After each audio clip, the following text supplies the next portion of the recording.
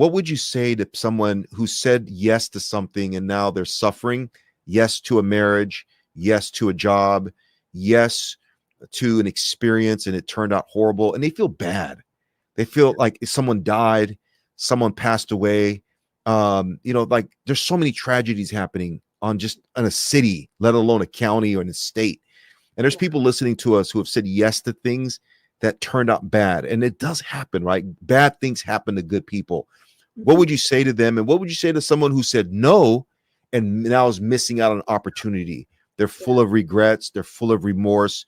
What's your message to them as we wrap this up? I say, God's not done with you.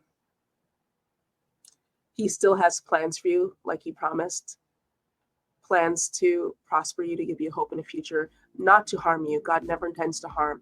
And sometimes we mistake his discipline for harm. And sometimes we mistake his refinement for harm or neglect. And that's not God's heart or his will.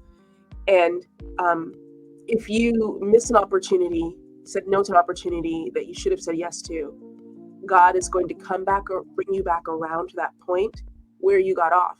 The reason you missed that opportunity is not about the opportunity, it's about the disposition of your heart and your focus when that moment presented itself. So the first thing you need to do is correct the heart and the focus. And God's going to give you there'll be another opportunity to say yes, and be ready to say yes.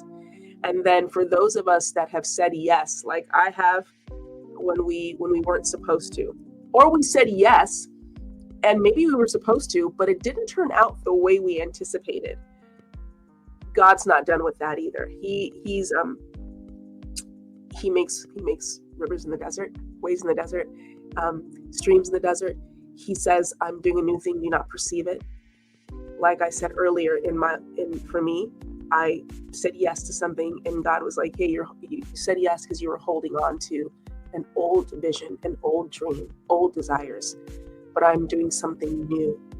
And I'm even the ashes, God gives us beauty. That scripture that says he gives beauty for ashes, strength for fear, gladness for mourning, peace for despair. That is all still true. And that is the God that you can trust and lean on. And so go deeper into him so that we get to know who he is and who we are to be in light of that, who he's created us to be and what he's called us to in this season.